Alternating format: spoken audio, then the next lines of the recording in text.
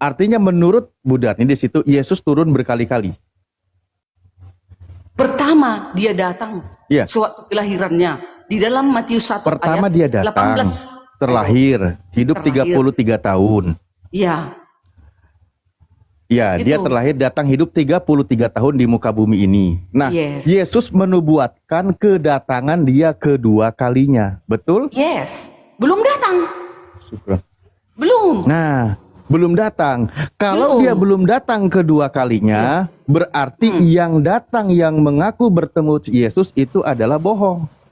Yang datang itu secara pribadi Yesus memilih Paulus. Nah, kalian yang salah. Lah, berarti sudah Aduh. datang kedua kalinya. Belum, itu belum akhir zaman. Itu memilih. Yesus memilih secara pribadi. Dia memilih Paulus rasulnya Kedatangan untuk Yesus menuntun kedua Paulus kalinya. agar penginjilan Darni ke ini berbagai paham nggak sih bangsa. poinnya? Itu dia. Bu Darni, Oh, Yesus mengajarkan sebelum dia terangkat ke langit. Ajaran firman dari Tuhan sudah disampaikan semua oleh Yesus. Sudah diterima oleh murid-murid Yesus. Dan murid Yesus otomatis mestinya mengamalkan, mengajarkan apa yang diajarkan oleh Yesus. Firman Tuhan sudah selesai, sudah tuntas, sudah disampaikan semua oleh Yesus. Berdasarkan pernyataan Yesus di Yohanes 17 nomor 8. Setelah itu, Yesus mewanti-wanti tentang Mesias palsu. Mewanti-wanti. Karena apa? Karena nanti akan datang Mesias palsu memakai nama Yesus. Yesus nanti datang kedua kalinya disertai dengan tanda kilat memancar dari timur ke barat dan seterusnya. Itu kedatangan Yesus kedua kali. Kalau ada yang mengaku bertemu Yesus selain tanda itu, pesan Yesus jangan percaya. Maka pertanyaannya, di sela-sela di momen sebelum datangnya Yesus sesuai dengan tanda yang dia jelaskan di Matius 24 tadi, ada nggak yang mengaku bertemu dengan Yesus? Mengaku sebagai Yesus? ya. Iya. Sewaktu Yesus mendatangi Paulus, belum akhir zaman, Bang Alif. Nah, Itu artinya secara di situ, pribadi Yesus memilih. Sama seperti Bu Yuni. Bu Yuni pernah didatangi Yesus. Bu Yuni. Iya, itu belum akhir zaman. Kenapa Bu Yuni dijadikan dalil? Bu Darni, Bu Yuni pernah bersaksi didatangi Yesus. Alamak. Bu Yuni pernah bersaksi didatangi beres Yesus. ini. Bahunya dipegang Yesus. Aduh. Bisa, Yesus kapan saja bisa datang. Tapi Bu akhir Darni, zaman Bu belum. Darni. Kedatangan kedua kali Yesus Oke. belum terjadi. Ketika Bu Darni, ketika Kedatangan ketika- definisinya beda, Pak. ketika Menampakkan ketika dan Bu Yuni kedatangan mengaku Bang, bertemu diam dengan dulu, Yesus, gantian dulu sebentar, Bang, pencari ilmu, diam dulu, Bang. ketika siapa tadi? Bu Yuni mengaku bertemu dengan Yesus, berdasarkan pesan Yesus, itu suruh percaya atau jangan percaya? Percaya dong, itu kan secara pribadi. Malahan saya rindu didatangi Yesus. Pesan Yesus jangan percaya. Ini kalau akhir zaman, Bang Alif. Akhir zaman. Ini belum akhir zaman. Astagfirullahaladzim. Lukas Gimana sih kalian 21 ini? nomor 8. Lukas 21 nomor 8 itu sangat jelas pernyataan Yesus. Baca coba Bu Darni. Iya, Lukas kedatangannya 21 di nomor Matius 8. 24 Waspadalah. itu. Ya ini sama paralel betul. Sama itu Di sama. sini ini Ya. sama poinnya, kalimatnya sama. Waspadalah supaya kamu jangan disesatkan, sebab banyak orang akan datang dengan memakai namaku dan berkata, akulah dia, dan saatnya sudah dekat, janganlah kamu mengikuti mereka. Pesan Yesus, akan ada banyak orang mengaku bertemu dengan Yesus. Pesan Yesus, jangan kau ikuti. Pernyataannya jangan diikuti. Itu pesan Yesus, benar gak? Ya, tapi ada pesan yang Benar. lain, Bang. Iya, itu pesan untuk akhir zaman. Kalau ada mengaku aku ada di padang gurun, jangan kau Waktunya percaya. sudah dekat dan saatnya sudah dekat. Ini kata Yesus. Iya, Coba ada yang baca itu deh. nubuatan Biar itu saya nubuatan, tidak dibilang nubuat. orang. Itu Nah, iya, nubuat ke depan nubuatan. itu, ke depan. Ini belum terjadi. Oke. Akhir zaman Nah, belum terjadi loh, Bang Alif. Bu Darni, nubuatan Yesus ini ketika Yesus terangkat ke langit atau bukan? Peristiwanya. Itu peristiwa pada saat itu. Peristiwa Yesus sebelum terangkat ke langit, dia berpesan ketika nanti dia pergi terangkat ke langit, maka dia berpesan nanti akan ada orang yang mengaku sebagai Yesus dan mengaku bertemu Yesus. Benar nggak kayak gitu poinnya? Dia mengatakan itu nanti kelak di akhir zaman. Kalau ada orang Saatnya mengaku aku sudah ada di sini, dekat. jangan kau Ini percaya. ini sudah Kedatangan akhir Yesus zaman kepada atau belum? Paulus belum akhir Bu Darni, zaman. Bu Darni, ini sudah akhir zaman atau belum? Belum dong, belum. Ini sudah masuk zaman akhir, Bu Darni. Masuk zaman, masuknya iya. Tapi kedatangan yang kedua kali belum terjadi. Kita belum tahu. Lah, itu Kita nggak dia tahu kapan Yesus kedatangan datang. Bisa dia datang jam 3 malam, bener-bener. bisa dia datang seperti pencuri. Kita nggak Lah, tahu. pesan Yesus, kalau ada yang mengaku bertemu dengan Yesus, jangan percaya. Anda setuju atau tidak? Setuju, Setuju. setuju. Kelak di akhir Setuju. zaman ya, untuk akhir zaman ya, nanti kedatangannya yang kedua kali. Maksudnya di sini di ayat Matius 24 ayat 23 sampai 27 ini Kalau begitu, mengarahkan kalau kedatangannya begitu- yang kedua kali. Kalau begitu berarti Yesus datang berkali-kali. Ya, suka hatinya bisa datang ke setiap Iya. manusia secara pribadi, tetapi secara global belum. Ya kalau Akhir sudah zaman main suka itu hatinya ya semua repot. mata memandang Padahal seluruh Yesus bangsa, itu akan seluruh pergi. bangsa. Ini kan enggak Setelah loh, Yesus kalian ini. pergi, itu yang kesalahan akan kalian datang satu itu salah. bukan Yesus. Itu pengakuan Yesus. Oke, Ustaz Alif, izin. Ibu Darni mungkin bisa gantian ya. Bu Darni ya, sabar ya. Ibu Darni. Ya, ini Silakan, buat silakan. Ya, buat minum kopi dulu, menguatkan campur pernyataan mas. Bu Darni. Ya, silakan Bang admin sama pencari ilmu mungkin. Ya bisa. gini. Jadi ada juga perkataan Yesus yang lain di Yohanes 14:21. Yesus sendiri yang mengatakan, aku akan mengasihi dia dan menyatakan diriku kepadanya. Jadi apa yang dialami oleh Paulus dari sudut pandang kekristenan itu bukan kedatangan kedua, melainkan penyataan secara pribadi atau secara rohani. Lagian peristiwanya kan juga berbeda. Yang dilihat itu saya, Gurunda masuk Gurunda. Iya. sementara Gini yang gini dulu, saudara. Yesus ketika ditanya, apa tanda kedatanganmu? kilat Boleh ndak? muncul. Boleh ndak, saudara, menjawab saya, tanda kedatangan Yesus itu apa saja? Menurut Matius 24.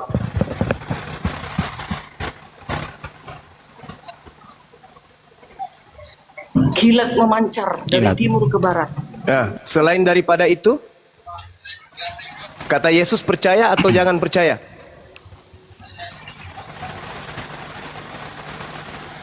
Ini Ya, jangan jangan percaya. percaya. Ya, jangan percaya. Udah selesai. Jadi kalau ada yang Kan Paulus mengaku akhir zaman atau enggak? Kedatangan Loh, kedua kan enggak? Bang Juma? tanda Yesus itu tidak ada akhir zaman ataupun bukan akhir zaman. Intinya kalau Yesus datang hari ini, maka yang menjadi akhir zaman hari ini, betul? Baca dulu nih. Demikian pula lah kelak kedatangan anak manusia. Iya, Kelak, saya tahu. Kelak nanti kedatangan yang kedua kali. Iya, saya tahu. Kalau Yesus datang hari ini, maka hari ini kiamat. Kalau hari ini datang dia kiamat dong. Oke, kalau yang Tapi untuk datang, dunia ya, Oke, tapi semua oke, melihat, semua oke, melihat. Oke, kalau dia datang 2000 tahun yang lalu, kapan kiamat?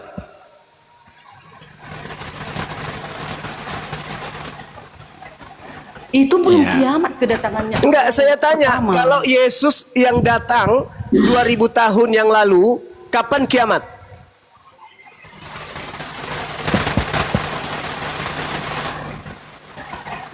Ya belum kan, Loh, tanda-tandanya belum.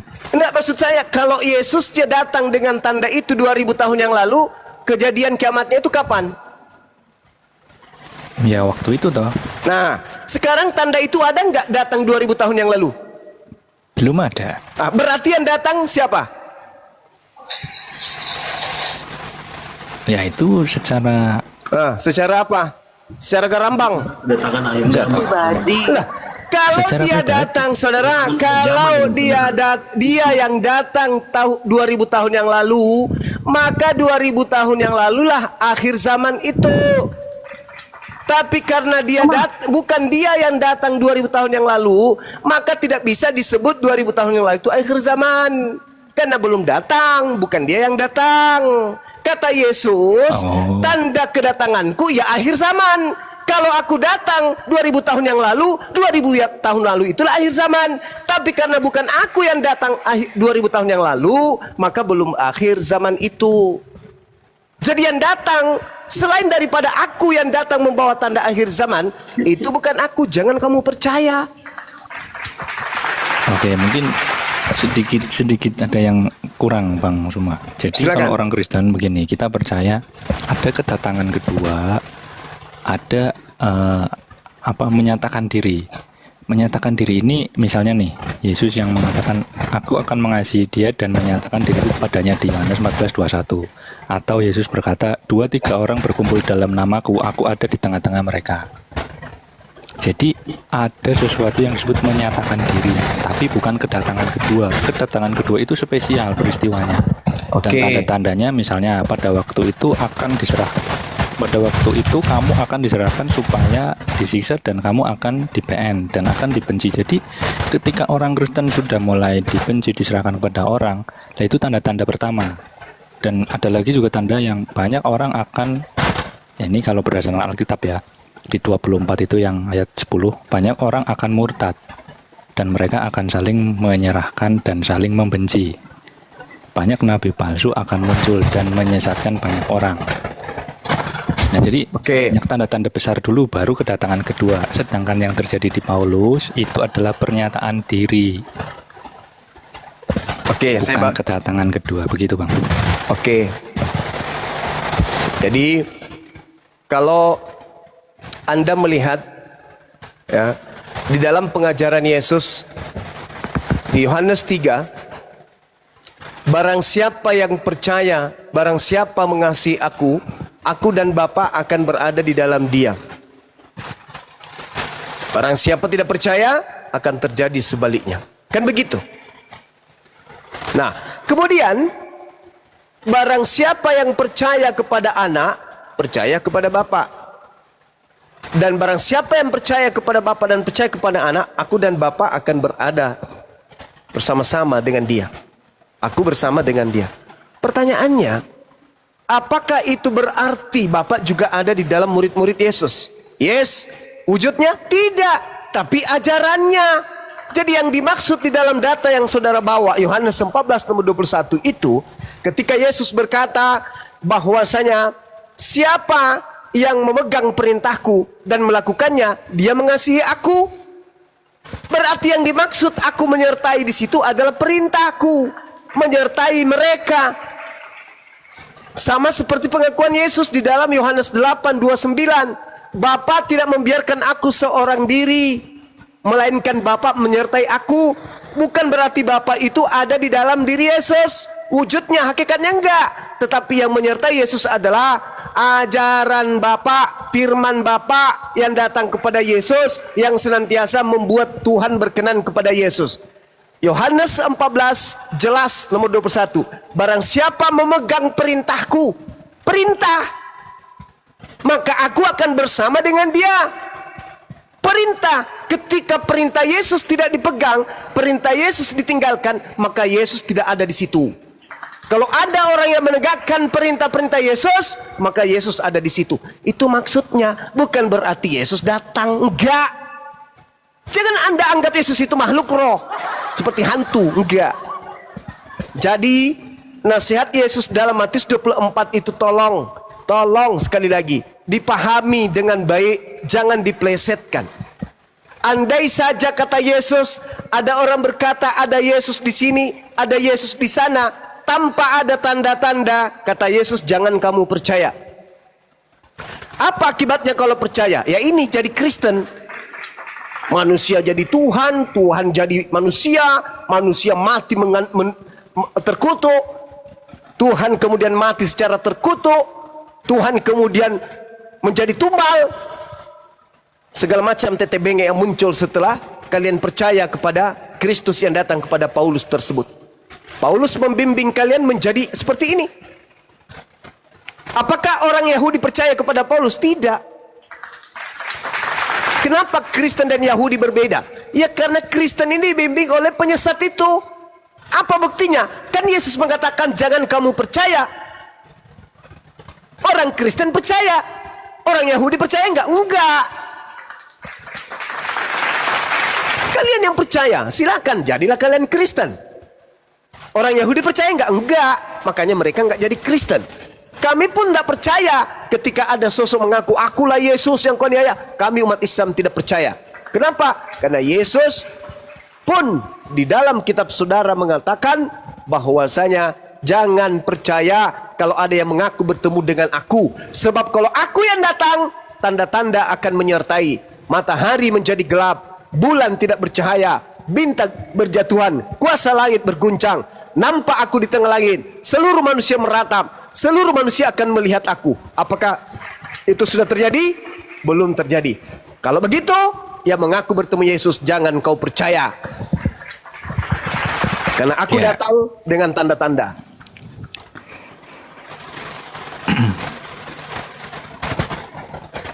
Nyambung Bang semua. Ini ya, ini saya tegaskan lagi. Jadi memang di kekristenan kita ini diajarkan ya bahwa tentang kedatangan Yesus mengajarkan bahwa ada dua, yaitu penyataan pribadi, kedatangan secara pribadi atau rohani. Itu kejadiannya dari dulu sampai sekarang, lewat doa, lewat ibadah, dan lewat Roh Kudus. Yang kedua adalah kedatangan kedua, itu di masa depan dan secara fisik, global atau apa ya, istilahnya final lah. Nah, untuk memperkuat itu tuh ya ada beberapa pernyataan Yesus juga. Misalnya nih, pengajaran Yesus tentang penyataan dirinya yang terjadi setiap saat, setiap waktu. Misalnya di Matius 18:20. Sebab yang tadi saya baca, di mana 2 atau 3 orang berkumpul dalam namaku, di situ aku ada di tengah-tengah mereka. Ini pernyataan diri Yesus sendiri secara rohani. Kalau orang Kristen sekarang ya bimbingan Roh Kudus. Atau di Yohanes 14:21, aku akan mengasihi dia dan menyatakan diriku kepadanya. Ini bukan kenampakan fisik seperti yang ada di Matius, tapi kehadiran secara rohani melalui Roh Kudus. Yesus hadir saat misalnya orang Kristen berdoa, bersekutu, atau menyembah, dan terjadinya berulang-ulang secara pribadi, termasuk apa yang dialami oleh Paulus ini, disebut penyataan diri secara pribadi. Sedangkan yang Bang Suma maksud di Matius 24:30 itu kedatangan kedua. Dan teksnya juga jelas kok. Mereka berarti semua orang. Bukan pernyataan secara pribadi, semua orang, ini sifatnya global, akan melihat. Semua orang melihat anak manusia, jadi ada wujudnya. Anak manusia datang di atas awan-awan, dari awan-awan di langit dengan segala kuasa dan kemuliaannya. Dan ini berbeda dengan yang tadi, kenampakan secara pribadi atau rohani. Kalau yang di Matius terjadinya 1 kali, yaitu di akhir zaman. Sifatnya universal, karena semua orang melihat. Dan ini ya dari apa yang tadi saya sampaikan, mestinya sudah bisa membedakan. Ada 2 yang diajarkan Yesus tentang kedatangannya. Kedatangannya secara pribadi, rohani, dan kedatangan yang kedua secara fisik, yaitu di akhir zaman. Begitu Bang Suma. Oke. Jadi kami umat Islam, atau janganlah umat Islam, saudara, ketika Anda mengingat kedua orang tua Anda menghadirkan mereka. Ketika Anda mengingat seseorang, Anda menghadirkan orang tersebut. Bukan berarti orang tua Anda datang kepada Anda dalam bentuk roh. Bukan. Tetapi Anda sedang menghadirkan beliau dalam benak saudara. Inilah yang diterangkan kemudian oleh Matius 18 nomor 20. Anda memaknai seakan-akan yang datang itu Yesus dalam bentuk roh. Kagak. Yang dimaksud Matius 18:20 di situ, itu adalah firman, perkataan, ajaran Yesus. Sebab di mana 2 orang 3 orang berkumpul dalam namaku, maksudnya dalam ajaranku, emos, anoma, ajaranku, perkataanku, perkataan yang mengatasnamakan diriku, maka di situ ada aku. Di situ aku ada di tengah-tengah mereka. Bukan berarti dia datang dalam bentuk sosok roh. Bukan itu yang dimaksud. Kalau Anda ingin kemudian mengatakan Matius 18 nomor 20 sama yang dialami oleh Paulus, tolong sekarang juga Anda ke lapangan. Aku ingin lihat.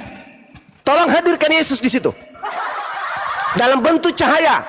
Dan aku ingin lihat bro admin buta lalu pingsan kemudian seperti orang kena epilepsi. Silakan Anda buktikan kalau Anda mengutip Matius 18 nomor 20 sama kejadiannya terhadap Paulus. Tidak, Bung. Yang datang kepada Paulus itu iblis. Coba sekarang Anda berkumpul sama orang Kristen, hadirkan Yesus. Apakah ada cahaya datang menyelimuti kalian? Apakah ada kemudian di antara kalian mencari buta? Apakah ada kalian kelepak-kelepak, kerasukan? Gak ada itu. Yang dimaksud Matius 18:20 menghadirkan Yesus dalam bentuk pengajarannya, bukan sosok hantu yang datang. Sedangkan yang terjadi di Paulus itu setan. Lukas 10:18, aku melihat setan jatuh dari langit dalam bentuk cahaya. Sedangkan Yesusnya membedakan, kalau aku yang datang cahayanya bukan untuk satu orang, cahayanya dari timur sampai ke barat seperti matahari. Semua manusia akan melihat. Apakah itu terjadi kepada Paulus? Tidak.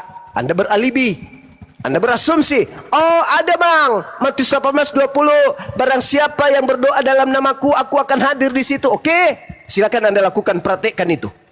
Anda akan mendatangkan Yesus. Anda akan mengingat dia. Ingatan Anda tertuju kepada Yesus. Tapi tidak ada juga cahaya dari langit menyertai Anda, bukan? Jangan lebay kayak Paulus. Enggak ada juga Anda buta kan 3 hari. Enggak ada juga kemudian kayak orang kerasukan setan, Anda langsung kelepek-kelepek jatuh ke tanah kan? Enggak kan? Enggak sampai segitu kan? Enggak kan?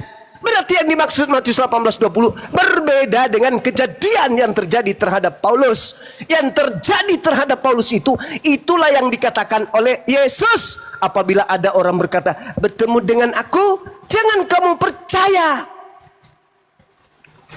Sekarang kalau Anda masuk ke gereja atau masuk ke dalam bilik Anda, habis itu Anda keluar, paman, ya, aku tadi bertemu dengan Yesus loh. Yang kami tahu Anda bertemu dalam bentuk Anda mendatangkan dia dalam pikiran saudara. Tidak datang dalam bentuk hantu. Aku Yesus. Bukan kayak gitu kan. Itulah yang minta Yesus dihindarkan. Supaya jangan kemudian mengajarkan kepada orang lain bertemu Yesus di padang gurun. Dan kalau ada yang mengaku itu kata Yesus, jangan kau percaya. Jangankan ente sebagai Kristen, kami umat Islam ketika kami beriman kepada Nabi Isa, benak kami kemudian bersalawat, mengucapkan pemberkatan kepada beliau, ingatan kami tertuju kepada dia. Dan dia pasti juga akan mengetahui bahwasanya orang-orang sebelumku juga akan memuliakan aku. Orang-orang setelahku maksudnya akan memuliakan aku. Karena siapa? Karena roh kebenaran akan mengajarkan mereka untuk memuliakan aku. Itu real di dalam kitab saudara. Jadi kalau Anda mengatakan sama dengan Paulus, mengingat Yesus, berdua, berbicara dalam nama Yesus, sehingga Yesus, oh salah Anda, nggak nyambung. Yang dimaksud Yesus bukan itu. Yang dimaksud itu bukan itu yang dimaksud Yesus. Kami pun bisa menghadirkan Yesus. Dalam pikiran kami, Yesus seorang nabi, membangkitkan orang mati ketika dia di tengah-tengah Bani Israel. Iya, tergambar itu. Ajaran Yesus itu tergambar. Tapi kalau saya mengatakan, aku ketemu dengan Yesus ketika aku lagi mancing di sungai. Yesus datang dalam bentuk cahaya dan berkata, akulah Yesus yang kau aniaya. Itu beda saudara. Itulah yang harus dihindarkan. Kenapa Anda nggak percaya kepada Yesus ketika Yesus menasihati? Jadi apabila ada orang berkata ada Yesus di sini, ada Yesus di sana, jangan kamu percaya. Apabila ada orang berkata ada Mesias di padang gurun, ada Mesias dalam bilik rahasia, jangan kamu percaya. Sebab dijawab oleh Yesus, Yesus palsu, Kristus palsu akan bermunculan dan akan melakukan trik penyesatan berupa mukjizat, sekiranya mungkin menyesatkan banyak orang. Itu loh. Oke Bang Suma, gini Bang Suma, sekali silakan. lagi. Ya enggak apa-apa lah, memang yang diajarkan di kekristenan itu begitu, kedatangannya ada 2. Nah sekarang saya mau membuktikan pernyataan Bang Suma. Bang Suma tadi Jadi mengatakan, Yesus kan mengatakan, pada waktu itu jika orang berkata kepada kamu, lihat Mesias ada di sini atau Mesias ada di sana, jangan kamu percaya. Itu perintah Yesus, dan saya yakin itu juga menurut Bang Suma perintah Nabi Isa. Nah, pertanyaan saya, bagaimana kemudian Bang Suma misalnya begini, mohon maaf nih karena Bang Suma juga Muslim ya. Di Muslim kan juga diajarkan bahwa Nabi Muhammad bertemu di langit kedua. Bagaimana Bang Suma kemudian malah bisa percaya begitu? Padahal perintahnya jelas. Pada waktu itu, jika orang berkata kepada kamu, lihat Mesias ada di sini, Mesias ada di sana, jangan kamu percaya. Bagaimana Bang Suma kemudian bisa percaya? Silakan. Oke. Sebenarnya begini, saudara bro admin. Kalau Anda pernah belajar tentang Bible, mengikuti saya yang belajar Bible, Matius 24 nomor 23 itu tidak ada kata lihat di situ, Bung. Itu penambahan Lembaga Bible Indonesia. Sedangkan kalau Anda melihat aslinya, di situ hanya tertulis, pada waktu itu jika ada orang berkata kepada kamu, Mesias ada di sini, Mesias ada di sana, jangan kamu percaya. Nah, sekarang kamu di situ siapa? Kan Yesus ditanya oleh orang-orang Farisi yang ada di Bukit Zaitun. Apakah orang-orang Farisi, apakah murid-murid Yesus yang ada di Bukit Zaitun datang kepada Nabi Muhammad? Atau Nabi Muhammad datang kepada mereka yang hidup di abad pertama di Bukit Zaitun? Jadi nggak nyambung. Yesus sedang menasehati muridnya Bani Israel. Jangan kemana-mana kawan. Yesus sedang ditanya oleh manusia yang hidup abad pertama. Bagaimana mungkin Nabi Muhammad datang ke sono? Bertanya, mengatakan kepada orang yang ada di Bukit Zaitun itu, murid Yesus, iya paman, aku bertemu dengan gurumu di langit kedua loh. Oh ya? Tidak masuk. Bukan itu yang dimaksud Yesus. Yesus ditanya sama orang Farisi, sama murid-muridnya di Bukit Zaitun, guru, apa tanda kedatanganmu? Nah, mendengarkan itu Yesus langsung bilang apa? Waspada. Tuh, langsung diminta murid pertama, angkatan pertama di abad pertama di tahun 30 sampai 33 langsung di blokade oleh Yesus. Waspada. Kalian harus waspada kepada penyesat yang datang kepadamu. Penyesat yang datang kepadamu. Nabiku Nabi Muhammad tidak pernah datang kepada orang-orang yang ada di Bukit Zaitun. Terlalu jauh. Anda harus bertanya, siapa oknum di luar murid Yesus yang datang kepada mereka mengaku bertemu dengan guru mereka, Paulus. Kenapa nggak nyambung? Di situ sudah sangat jelas. Jadi Paulus yang datang ke tanah Yudea, Paulus yang datang kemudian kepada orang-orang Yahudi, mengajarkan kepada mereka, aku bertemu dengan Yesus loh. Murid-murid Yesus tidak percaya karena terlanjur sakit hati, dianiaya. Kata gurunya, waspadalah kepada penyesat yang datang kepadamu dengan memakai namaku dan berkata akulah dia. Saatnya sudah dekat, jangan kamu percaya. Sebelum itu terjadi, kamu terlebih dahulu ditangkap, dianiaya, dipenjara, disesat, dihadapkan kepada raja-raja. Lalu setelah itu dia aniaya. Habis dia aniaya, sang penganiaya datang. Shalom alaikum. Paulus yang telah menganiaya kami. Ada apa Paulus? Aku sudah bertaubat loh. Kenapa bisa bang? Aku bertemu dengan gurumu di padang gurun. Kira-kira muridnya percaya nggak? Sedangkan mereka sebelum teraniaya sudah disampaikan, hati-hati penyesat akan datang kepadamu dengan memakai namaku. Tapi penyesatnya sebelumnya menganiaya kamu dulu. Kira-kira si murid percaya nggak? Murid, iya Paulus, aku tuh yang menganiaya kamu. Iya tahu. Terus aku ketemu dengan gurumu lo. Oh ya? Apa kata guruku? Aku ditunjuk jadi rasul. Oh gitu. Setelah kamu puas menganiaya kami, sekarang kau jadi rasul. Enak kali kau. Kami yang berdarah-darah, kami yang bersama dengannya, kok milik kamu? Gak benar guru kami ini. Pilih kasih. Kamu yang menganiaya kami, Yes. Kamu yang memenjarakan kami? Iya. Kamu punya niatan membunuh kami? Iya. Kenapa harus milih kamu? Kenapa bukan aku aja muridnya? Kenapa harus kamu? Jangan-jangan yang datang ke kamu itu bukan guru kami. Karena guru kami mengatakan, waspadalah kepada penyesat yang datang kepadamu dengan memakai namaku dan berkata, akulah Kristus. Jangan kamu percaya. Maaf Paulus, silakan kamu jual agamamu keluar Yahudi. Di sini nggak laku. Kami sudah mendapatkan nasihat kuat dari guru kami. Apabila ada orang bertemu dengan guru kami, bertemu dengan guru kami di padang gurun, di padang pasir, di padang ujung pandang, kata guru kami, jangan kamu percaya.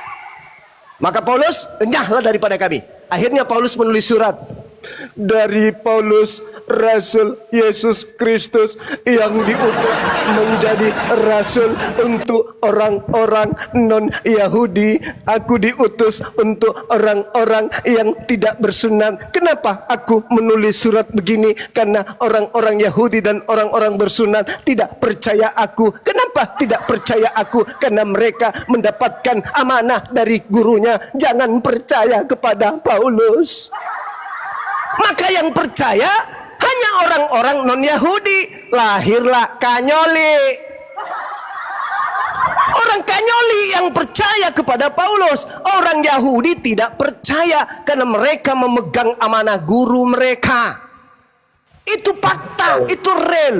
Makanya orang Yahudi tetap Yahudi, tidak menjadi aliteng.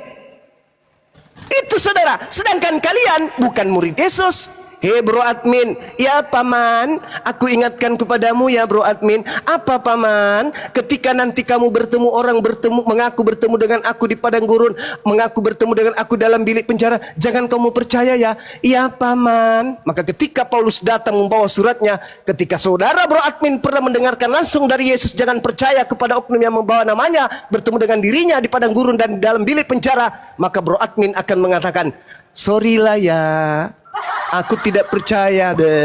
Guruku sudah mengatakan kepadaku, jangan kamu percaya.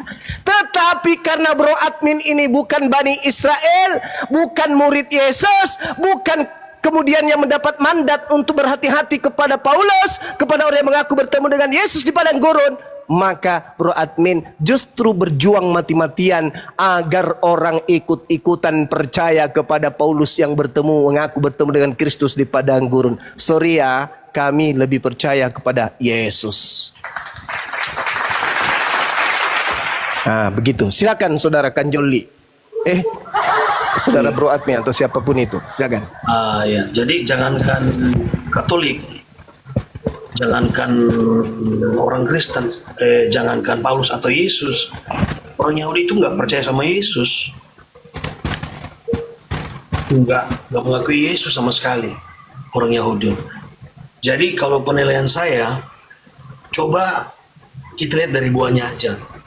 Kalau memang dia penyesat, Paulusnya ini, ya kita lihat aja dari buahnya. Dan silakan di-compare, atau Bang Suma belum baca kisah lengkap tentang Saulus setelah dia bertobat. Apa buahnya pengajar palsu kata Yesus, Bang? Saya tidak baca aja apa, silakan di-compare apa dari segi humanis, dari segi sosial. Ya, bagaimana mungkin orang mau percaya kalau tidak kemudian dia menempelkan kejahatannya dengan kebaikan? Orang bisa terperdaya dengan kebaikan-kebaikan yang dia lakukan demi untuk melancarkan aksi. Apa gunanya kalian melakukan 1000 kebaikan kalau yang Anda sembah itu bukan Tuhan? Apa gunanya? Ingat saudara, ingat. Di dalam Matius 7 nomor 15, agar Yesus mewaspadakan murid-muridnya kepada nabi palsu. Dan nabi palsu itu bisa dilihat dari buahnya, bisa dilihat dari pengikutnya, bisa dilihat dari ajarannya. Apa buah dari pengajaran nabi palsu? Pengikutnya memanggil Yesus dengan panggilan Tuhan, bernubuat memanggil Yesus dengan nama Yesus, mereka bernubuat, bermujizat mengusir setan pakai nama Yesus. Itu buah-buah dari nabi palsu. Itu di mana? Di Islam atau di Kristen? Kristen, paman. Bagaimana mungkin ajaran Kristen ini bisa laku kalau semuanya hanya nampak kejahatan. Membunuh, memperkaos, mana bisa? Tidak akan ada yang bisa disesatkan. Tapi ingat saudara, perintah membunuh, perintah bersaksi dusta, semuanya sudah dibatalkan oleh Yesus, oleh Paulus. Lalu Paulus membentuk ajaran baru. Sekarang kalau Tuhan mengatakan, jangan ada ilah lain di hadapanku, atau jangan itu, jangan kau membunuh, kata Tuhan. Lalu Paulus membatalkan perintah itu. Perintah dalam Taurat dibatalkan Paulus. Di dalam Efesus 2 nomor 15, dengan matinya Yesus, segala perintah dalam hukum Taurat dibatalkan. Lalu Paulus bikin perintah baru, jangan kau membunuh. Orang Kristen mentaati tidak membunuh, ikut Tuhan atau ikut Paulus? Ikut Paulus. Sama-sama bagus. Perintahnya jangan membunuh, sama-sama bagus. Tapi Kristen tidak membunuh bukan karena taat kepada Tuhan, tapi taat kepada Paulus. Tuhan Bani Israel mengatakan jangan membunuh. Batal. Batal. Tidak ada lagi kau perintahmu. Sudah, stop. Dengan matinya Yesus di atas salib, perintahmu batal. Sekarang saya menggantikan kau bikin perintah baru. Kata Paulus, jangan kalian membunuh. Itu perintah baru tuh. Isinya sama, tapi yang memerintahkan beda. Satu perintah Bapak udah dibatalkan, pasang badan dia. Hei, kalian jangan membunuh. Berdasarkan apa? Berdasarkan kasih. Kasih apa? Yesus mati untuk kita, maka jangan kalian membunuh. Akhirnya apa yang terjadi? Kristen taat kepada siapa? Kepada Paulus. Iblislah yang menjadi bapakmu, dan kamu mau melakukan keinginan-keinginan bapakmu tersebut. Dia adalah pembunuh manusia pada awal mula. Dan apabila ia berkata, dia tidak berkata dengan kebenaran, dia tidak berkata dengan firman Tuhan, melainkan atas dirinya sendiri. Sekarang orang Kristen menjadi baik, mengasihi, tidak membunuh katanya, membantu orang lain, menolong orang lain, mendoakan musuhnya. Itu perintah siapa? Perintah Tuhan atau perintah Paulus? Perintah Paulus. Bagus memang, tapi itu bukan firman Tuhan lagi. Firman Tuhannya dibatalkan dulu. Habis itu dia berdiri sebagai pengganti. Jangan kau membunuh ya, jangan kau begini ya, jangan kau begini ya. Dan Kristen mentaati itu. Artinya apa? Dengan kata lain, Kristen telah mentaati nabinya si Kristus palsu tersebut. Anda melihat Kristen baik menurut Anda. Menurut Anda. Dan kalau Kristen tidak baik, yang nampak hanya keburukan. Siapa yang mau tersesat dengan itu? Gak ada. Tidak ada yang mau ikut tersesat. Makanya Yesus mengatakan, waspadalah kepada penyesat yang datang dengan memakai namaku. Ketika dia memakai namaku, pasti yang diajarkan adalah hal-hal yang baik. Jangan begini, jangan begono, jangan begini, jangan begono. Tapi itu adalah obat. Ada hal yang ingin dia jual si penyesat itu. Apa? Mengkudeta Tuhan. Tuhan jadi pensiun. Yang dilantik menjadi Tuhan aku. Nanti ada Tuhan bernama Yesus Kristus yang akan dijualnya, yang diangkatnya sejajar, sehakikat dengan Tuhanku. Waspada dengan penyesat tersebut. Apa yang terjadi? Betulkah? Yes. Orang-orang Kristen mensehakikatkan, mensejajarkan antara Yesus Kristus dengan Bapa Elohim. Siapa yang tertawa? Siapa yang murka ketika dia disetarakan dengan ciptaannya, pencipta langit dan bumi? Siapa yang sejahtera, siapa yang bahagia, siapa yang tepuk tangan ketika manusia mensejajarkan ciptaan dengan pencipta langit dan bumi? Iblis. Marah enggak si bapak ketika dia disejajarkan dengan manusia, meskipun itu anaknya? Marah pasti. Marah pasti. Bahagia enggak iblis ketika kemudian Tuhan pencipta langit dan bumi sudah disetarakan dengan makhluk bernama Yesus Kristus? Bahagia enggak iblis? Bahagia. Siapa mereka yang telah mensejajarkan Yesus Kristus dengan pencipta langit dan bumi? Korban iblis. Siapa? Siapa pengikutnya? Kristen. Sederhana itu. Sederhana. Maka Kristen mengatakan Tritunggal, Trinitas, Yesus dan Bapa satu. Yesus sehakikat dengan Bapa, Bapa esa, maka Yesus juga esa. Yesus sehakikat dengan Bapa. Siapa yang tertawa ketika Anda mendudukkan Yesus Kristus ini sehakikat dengan pencipta langit dan bumi? Siapa yang tertawa? Siapa yang merasa merdeka? Siapa yang merasa menang? Bilisis. Itu yang senang. Sementara Tuhan mengatakan apa? Jangan ada ilah lain di hadapanku. Hendak dengan siapa engkau mempersamakan aku sehingga kami sama. Engkaulah saksi-saksiku. Tidak ada Tuhan yang dibentuk menjadi daging. Tidak ada. Yesaya 43 nomor 10. Tidak ada Tuhan yang dibentuk sebelum aku dan tidak ada Tuhan yang dibentuk setelahku. Tapi Kristen muncul berdasarkan ajaran Paulus. Tuhan dibentuk dalam bentuk daging. Tuhan datang dalam bentuk manusia. Lalu manusia ini disehakikatkan dengan pencipta langit dan bumi. Na'udzubillah, summa na'udzubillah. Padahal Yesus mengatakan apa? Yohanes 17 nomor 3. Hidup kekal itu adalah mereka mengenal engkau satu-satunya Tuhan. Dan mengenal aku Yesus Kristus sebagai utusan. Utusan tok.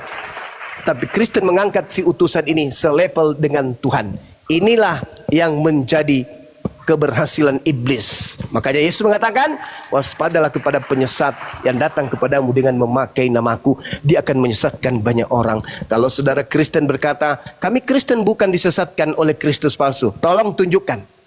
Mana orang banyak yang disesatkan oleh Kristus palsu itu? Dan apa nama kelompok tersebut? Silakan. Oke Pak. Tentang Paulus. Setelah Bapak menunjukkan bahwa dia penyebab. Syukran saudara Bambung. Barakallahu fik.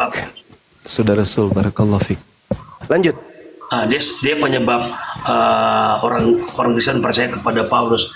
Bapak tadi mengatakan membuat Bapak di surga menjadi marah. Nah, Paulusnya dapat apa dari yang dia lakukan? Untuk menipu ini dia dapat apa? Oke. Saya jawab. Selanjutnya ada pertanyaan selanjutnya. Dan juga begini.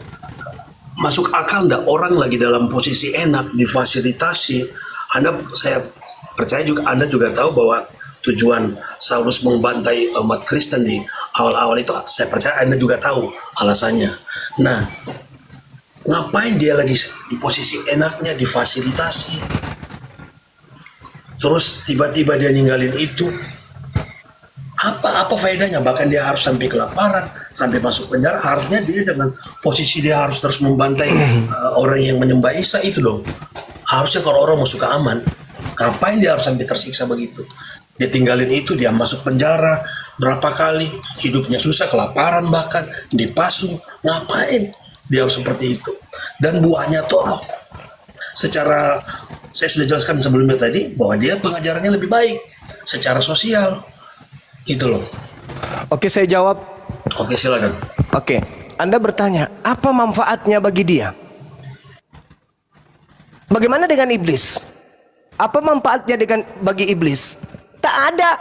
Iblis rela menerima neraka kekal demi untuk menyesatkan. Begitu juga dengan Paulus. Mazmur 58 nomor 3 Anda baca. Sejak di dalam rahim orang fasik itu menyimpang. Sejak dalam kandungan pendusta-pendusta itu telah sesat. Dari dalam kandungan pendusta itu sudah sesat. Paulus mengaku dalam Galatia 1, aku dipilih dari sejak dalam kandungan. Dipilih sebagai apa? Sedangkan Mazmur 53, 58, penyesat itu sudah dipilih dari sejak dalam kandungan. Nah, sekarang pertanyaan saya, Paulus ini dipilih dari sejak dalam kandungan katanya dalam Galatia 1 nomor 15. Dipilih sebagai apa? Kalau dia dipilih sebagai orang benar, maka tidak mungkin dia melakukan aksi-aksi pembunuhan, penangkapan, pengutukan dan seterusnya. Pasti dia akan tampil sebagai wakil Yesus, orang yang hidup mati bersama dengan Yesus dari pembantaian orang-orang Yahudi dan Romawi. Faktanya? Enggak. Jadi Paulus ini yang benar yang mana? Baca Kejadian 49 nomor 27. Kejadian 49, Yakub meramalkan seluruh anak-anaknya. Bagaimana Yakub menceritakan Nat, bagaimana Yakub menceritakan Yehuda, bagaimana Yakub menceritakan Yusuf, bagaimana Yakub membicarakan tentang Benyamin. Apa kata Yakub ketika sampai kepada anaknya Benyamin? Benyamin, sini duduk kamu nak. Bapak mau mengingatkan kamu dan menasihati kamu dan menceritakan kepadamu seperti apa laku keturunanmu kelak. Apa kata Yakub? Engkau wahai Benyamin, lakumu seperti serigala. Keturunanmu kelak berlaku seperti serigala. Pada waktu pagi merampas, pada sore hari membagi-bagikan hasil rampasannya. Paulus di dalam Filipi 3 nomor 5 dengan bangganya dia mengatakan apa? Aku adalah orang Yahudi dari keturunan Farisi, dari Benyamin. Dari Benyamin, dari Farisi. Tuhan mengatakan di dalam Kejadian 49 tadi, Yakub mendapat wahyu, mendapat ilham, mendapat penglihatan. Yakub berbicara, keturunan Benyamin akan berlaku seperti serigala, merampok lalu membagi-bagikan hasil jarahan. Yang terjadi, Paulus keturunan Benyamin merampok Taurat, membagi-bagikan kepada pasukan-pasukannya. Merampok Yesus, membagi-bagikan kepada orang-orangnya, yaitu orang Roma, orang Yunani, orang Kristen. Ini fakta real kalau Anda berbicara mengenai Paulus. Yang ketiga, kalau ada seorang nabi, pemimpi yang mengaku menerima firman, mengaku melihat penglihatan, berbicara mengenai aku tapi bukan aku yang mengatakan itu kepadanya, maka nabi itu harus mati. Di mana itu tertulis? Ulangan 18, 19 sampai nomor 20. Apabila ada seorang nabi yang terlalu berani berbicara mengatasnamakan aku, apa yang tidak aku firmankan kepadanya, maka nabi itu harus mati dan dilenyapkan dari sebangsanya. Jadi jangan heran kalau Paulus itu mati digorok, karena dia nabi. Di mana Paulus disebut nabi? Kisah Para Rasul 13 nomor 1.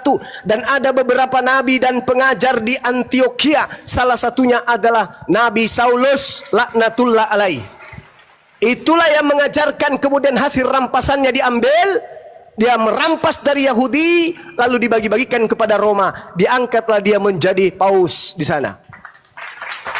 Menjadi Romo pertama. Itulah dia. Maaf, salah. Dia tidak mengenai orang Yahudi. Justru dia membantu orang Yahudi untuk membantai Kristen. Sebenarnya kalau Anda tahu tentang kisahnya. Hei, saudara, jangan kotori mulut Anda dengan sesuatu kebohongan.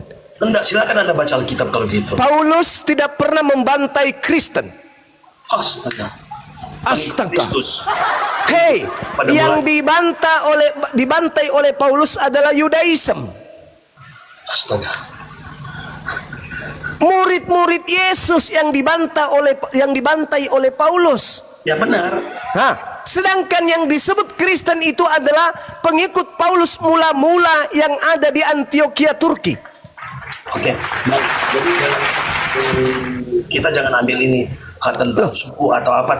Coba kita ikut story-nya, penjelasan tentang story-nya. Oke, yang Story disebut dari Paulus. Kristen pertama kali, apakah yang tinggal di Yerusalem, di tanah Yudea, di Galilea, murid Yesus, atau yang ada di Turki, Antioquia? Yang mana? Kisah Para Rasul 1. Kisah Para Rasul 11 nomor 26. Setahun lamanya mereka tinggal di Antioquia, Turki, bersama-sama dengan Paulus. Di sanalah pertama kali murid-murid disebut Kristen. Paulus Mana? Di mana murid Yesus disebut Kristen? Di mana? Tapi Anda bilang di situ belum ada Paulus. Paulus ketika di Antioquia, ketika kemudian Yesus memiliki murid, di situ tidak ada Paulus. Paulus ini bukan murid yang dipilih.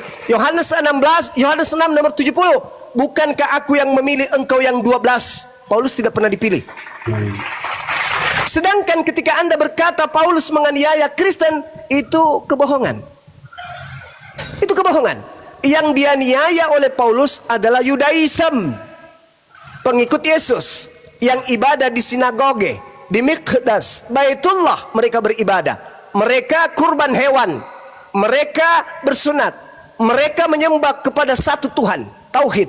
Mereka mengkitabkan kitab Tanakh, mereka tidak merasulkan Paulus.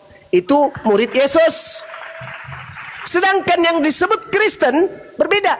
Anda baca Kisah Para Rasul 24 nomor 5. Paulus ini adalah penyakit sampar yang telah menyesatkan orang-orang Yahudi di dunia beradab, dan dia adalah tokoh dari agama Kristen.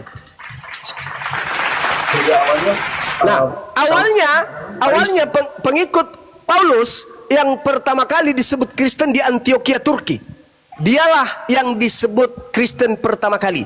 Ingat saudara, Paulus mengaku di dalam Galatia 2 suratnya nomor 8. Apa kata Paulus? Aku diutus kepada orang-orang yang tidak bersunat. Berarti bukan di Yahudi.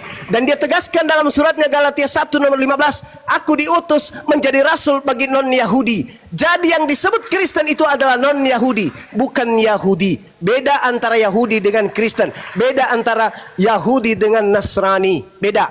Pahami itu dengan baik. Jadi yang disebut Kristen murni 100% pengikut Paulus setelah Paulus bertemu dengan sosok Kristus yang terkutuk di atas salib. Jangan Anda samakan antara pengikut Yesus dengan pengikut Paulus. Pengikut Paulus adalah Kristen, sedangkan pengikut Yesus adalah Yudaism. Beda itu, Bang. Tapi masalahnya Pak, Yudaism itu tidak percaya Yesus. Yes, tidak percaya kalau Yesus itu adalah Mesias. Iya benar. Sedangkan murid yang dari awal itu percaya bahwa Yesus itu adalah Mesias. Makanya karena Saulus ini dari golongan orang-orang Yudaisme, yaitu orang-orang Farisi, pakar-pakar agama di dalam golongan mereka, maka Saulus ini disuruh untuk membantai mereka. Itu loh storynya. Kalau saya bohong, Bapak baca aja storynya di Alkitab loh. Ini saya berasumsi lewat Alkitab. orang Yahudi tidak percaya Yesus itu adalah Kristus. Betul. Oke. Orang Kristen percaya Yesus itu Tuhan. Benar. Untuk yang begitu pun dengan murid-muridnya di awal. Itu alasannya sampai harus bertindak. Storynya memang begitu, Pak. Apakah sama antara Tuhan dengan Kristus? Ya Kristus itu Tuhan dong. Ini Kristus itu bahasa Yunani Kristos, sedangkan bahasa Ibrani adalah Mesias. Mesias itu bukan Tuhan. Mesias itu manusia yang diurapi Tuhan. Itu Mesias. Makanya untuk itu sampai Paulus bertemu. Iya, berarti orang Yahudi menunggu manusia, bukan menunggu Tuhan. Iya, saya bicara tentang prosesnya, story-nya. Sekarang begini, orang Kristen dapat konsep bahwa Mesias itu adalah Tuhan itu konsep dari mana? Dari Yesus sendiri yang menyatakan di 4 Injil sinopsis. Saya ulang, di mana Yesus mengatakan kalau dirinya itu adalah Mesias itu adalah Tuhan.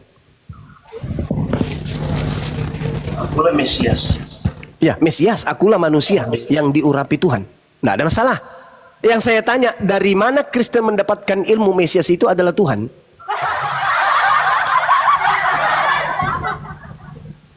Wah, yang saya pelajari cuma dari 4 Injil itu, Pak. Nah, itu dia makanya. Makanya Yesus berkata, waspadalah kepada penyesat yang datang kepadamu. Ini akibatnya. Anda berbicara. Saya membenarkan pernyataan itu. Cuma saat ini saya berbicara tentang story-nya Saulus.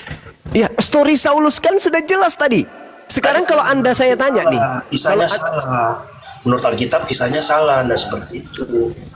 Dia justru membantai orang-orang yang percaya bahwa Yesus mengikuti Yesus. Pengikut Yesus yang dibantai oleh Paulus. Yesus berkata, penyesat itu datang, tapi sebelum dia melakukan aksi penyesatan terlebih dahulu kamu dibantai oleh dia. Di mana ayatnya, Pak? Matius 21 nomor 8 nomor 12. Matius 21 ayat berapa, Pak? Pasal Lukas 21 nomor 8 nomor 12. Lukas 8 ayat 12. Ayat 8, Bang, nomor 8. Lukas pasal berapa, Pak? 21 nomor 8. Ya, Pak. Lukas 21 ayat 8.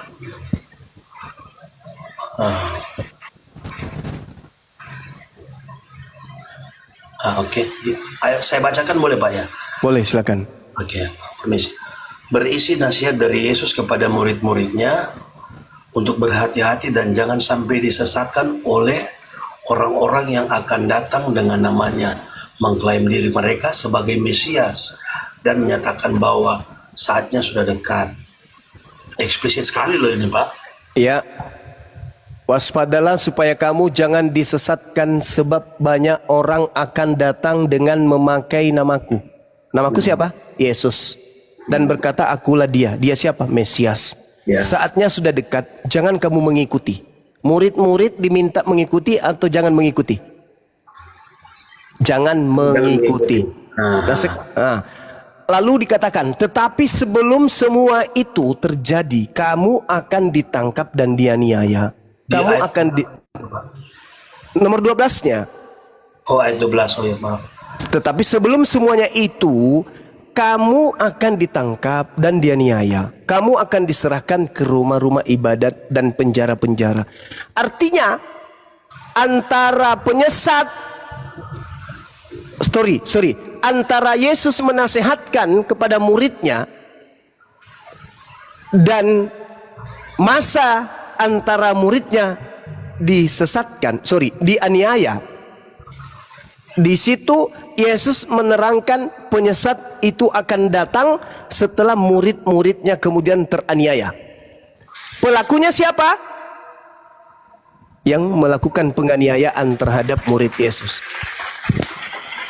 Artinya, ketika Yesus berkata waspadalah supaya kamu jangan disesatkan, berarti murid ini akan disesatkan. Namun sebelum kamu disesatkan, terlebih dahulu kamu itu dianiaya.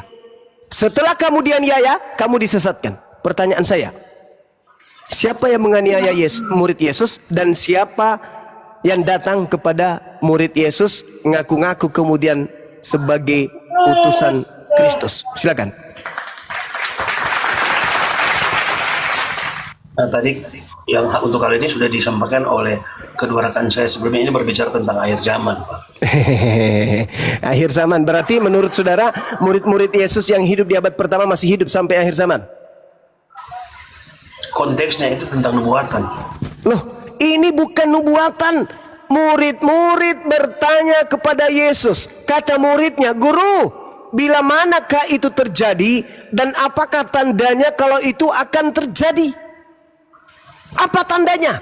Tandanya kamu dipenjara, kamu ditangkap, kamu dianiaya. Setelah itu penyesatnya datang. Kok jadi akhir zaman jadinya? Yesus sendiri mengatakan waktunya sudah dekat. Jangan kamu mengikuti mereka. Kenapa akhir zaman? Maksud Anda akan datang orang ngaku-ngaku Yesus lagi. Hehehe, aku Yesus. Aku Yesus. Anda akan menceritakan sejarah Paulus kedua gitu. Babak kedua, ada lagi orang yang mengaku Saulus, lalu kemudian orang itu menganiaya Kristen, lalu orang itu mengaku bertemu Yesus lagi di padang gurun dan di dalam bilik gitu. Ada lagi orang yang menuju ke Damsik gitu, bikin babak baru lagi. Oh enggak, saudara, enggak begitu. Yesus diceritakan oleh Lukas berdasarkan hasil penyelidikan Lukas. Yesus berpesan kepada muridnya yang bertanya, "Guru, apa tandanya itu terjadi dan apa tanda kalau itu bakal terjadi? Bila manakah itu terjadi dan apa tandanya?" Kata Yesus, "Waspadalah supaya kamu jangan disesatkan, sebab banyak orang akan datang dengan memakai namaku dan berkata, akulah dia. Saatnya sudah dekat, jangan kamu mengikuti mereka." Kamu di situ muridnya Yesus, bukan orang yang hidup sekarang. Kata Yesus, tetapi sebelum semua itu kamu akan ditangkap dan dianiaya. Terjadi gak kepada murid Yesus? Terjadi. Siapa pelakunya? Paulus. Kenapa loncat ke akhir zaman?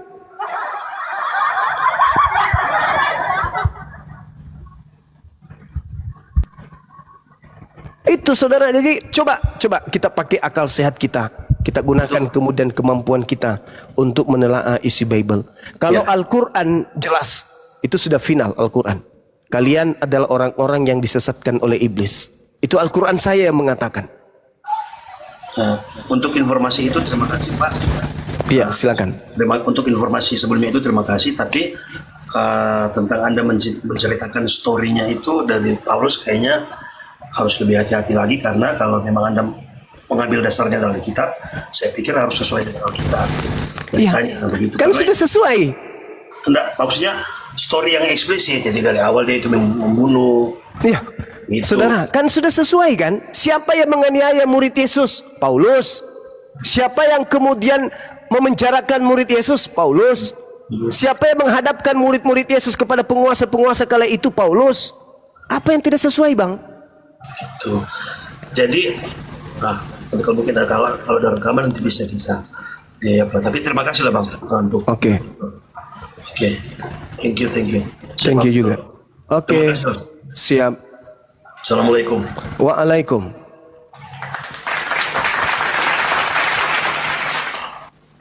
Silakan sahabat yang lain, saya ibadah sejenak. Lanjutkan dulu, Dinda. Assalamualaikum warahmatullahi wabarakatuh. Waalaikumsalam.